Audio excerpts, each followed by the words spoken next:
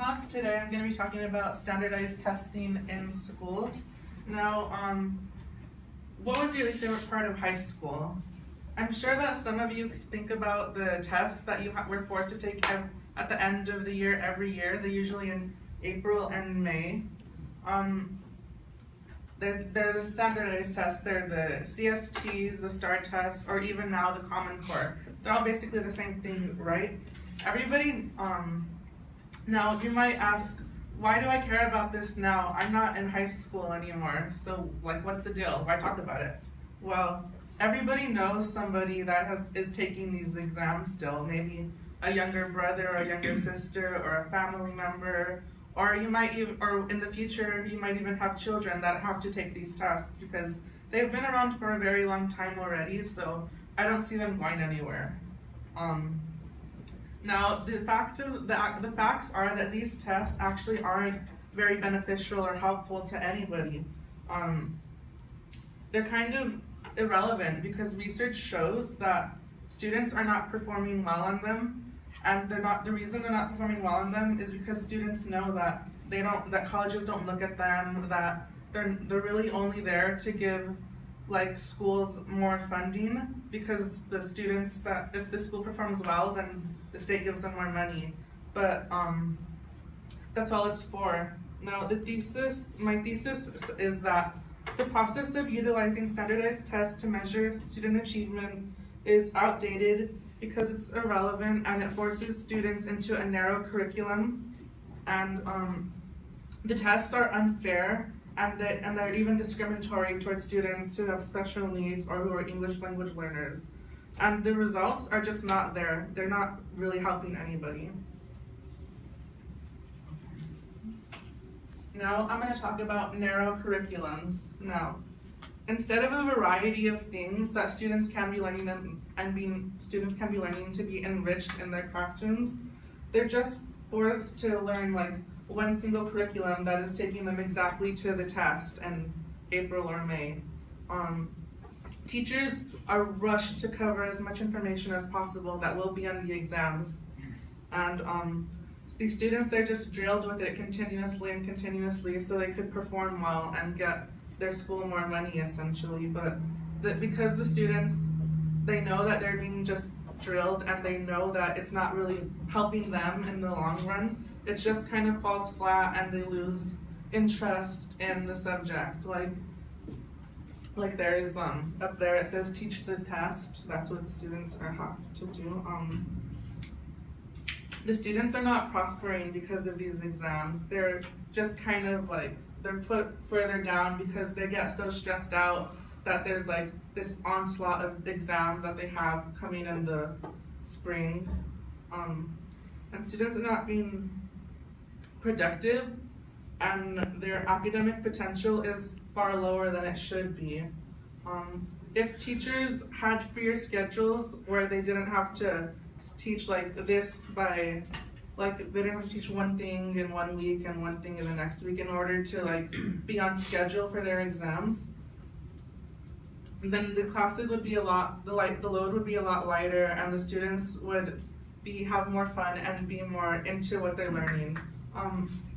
In an article written by Bruce Jacobs for Endeavor, he says that teachers say that teaching to the test isn't beneficial because their students are actually performing lower than what they should be at. Okay. And now I'm going to talk about unfair and discriminatory exams. Now, if you look up at this comment, it says that for a fair selection, everybody has to take the same exams. Please climb that tree. But like, what do we see that's wrong with the picture? The only one that can climb the tree is the monkey. The other animals cannot. So the exams are kind of like trying to fit like a wide scope of students into like one shoe when it's just unrealistic. These tests are unfair and discriminatory because students aren't given the proper accommodations that they need. And students are all forced to take the same exam, whether they have special needs or they're an English language learner or anything else. And the Nickleby places the blame on the students for not performing well on the exams. So like I said earlier, English language learners are forced to take these exams too, like, even if you're if you just come into the country like in April and the test is in May, you still have to take the test because you're enrolled in the school system here in California or the United States now. And they're not ready, so they can't perform well on the test, and their scores are low. And that is just inherently unequal because it's oppressing them further. Valerie Strauss for the Washington Post says that these exams are made for a dominant culture. A dominant culture being like the white American, I guess.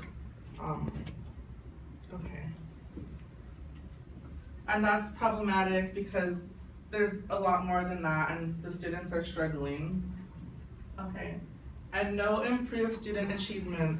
So evidence shows that these exams are unhelpful, right? The students are not performing well, they're struggling, they're not learning the necessary material in the allotted time that they get because there's just so much information to cover that's going to be on the exams. They're stressed out because of the rigor of it all. And essentially the lawmakers that keep proposing these tests over and over are just beating a dead horse because the students are, like, they can't deal with everything that they're given. And American students are falling behind compared to other students in other countries like the European Union or in Asian countries like China and Korea and so on. And that's according to, and it's I can't remember the source, but it's a graph that I saw. And students feel no incentive, because students are just falling behind, they feel no incentive to like learn any further because it's, once you're down, it's kind of hard to get you back up. I'm sure a lot of you know that. The students are just bored and uninterested, and they keep falling behind progressively more and more. And Michael Holt and Stuart Elliott wrote a book, and in their book they said that the students who, that lawmakers and policymakers don't understand that students are struggling with these exams, and that they keep like making them make more and more tests, but they're not understanding that the tests are not helpful because students just don't have a strong enough learning outcome with them, and they're not really learning it. So in conclusion, these exams are just outdated and abolished. There's a narrow curriculum, and these tests can be unfair and discriminatory, and the results just are not there. So to restate my thesis, well, I just did restate my thesis, that the process of the exams are unfair, they're an unfair way to measure achievement, and so on. Okay, I'm done.